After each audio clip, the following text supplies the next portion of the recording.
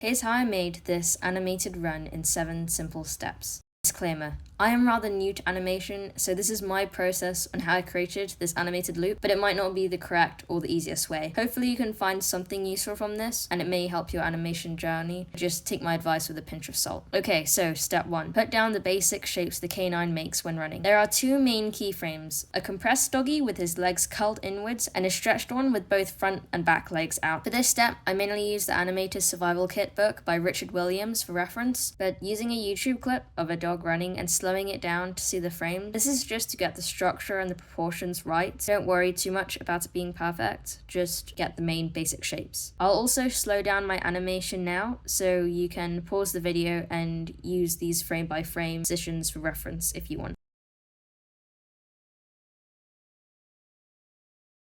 Okay, step 2. Now we've got the basic form, I'll add in the tails and the ears.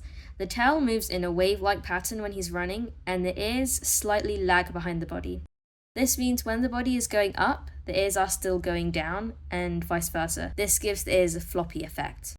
Okay, step 3, detailed sketch. Now we've done the basic shapes and also got the ears and tail in, we can start to add in the character's details such as the markings and the eyes. This character actually has wings, as you can see on screen, but they were way too difficult to animate. As you can see, they're way too stiff and just look really wrong, so I had to leave them out for this one. Okay, step 4, the line. For the line, I just added a new layer on the sketch and added the outline. Once you're done with this, just hide or delete the sketch layer.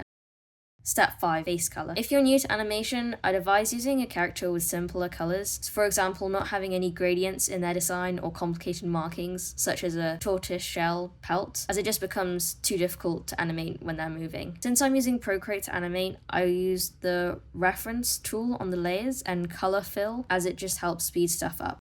Step 6, lighting. For this step, just add your usual rendering for how you do normal drawings onto your animation. From doing this animation, I learned that animating is better when you keep stuff simple, for example with the character design, but also with the lighting. I got a bit carried away doing this. The extra shadow I drew in between the legs took a really long time to put in, and it doesn't really look very consistent anyway. I really want to practice this. By this point, the file got really big, so I had to start merging layers to free up space. If you're going to be merging layers on Procreate or whatever animating software you use, I'd advise making a duplicate of your animation first, so at least you still have the file of the previous layers in case anything goes wrong. And now for the final step, 7, compositing. Finally, I added a colored background, which you can do in Procreate by adding a new frame, clicking on it, and then tapping background. And I also added a light flare, since I wanted this character to be running against like a sunset sky. I originally wanted to animate a moving background, but I actually don't know how to do that, so maybe for next time. In conclusion, that's how I animated this run cycle. I used the program Procreate, as Procreate Dreams is just a bit too complicated and doesn't really allow you to use the lasso tool,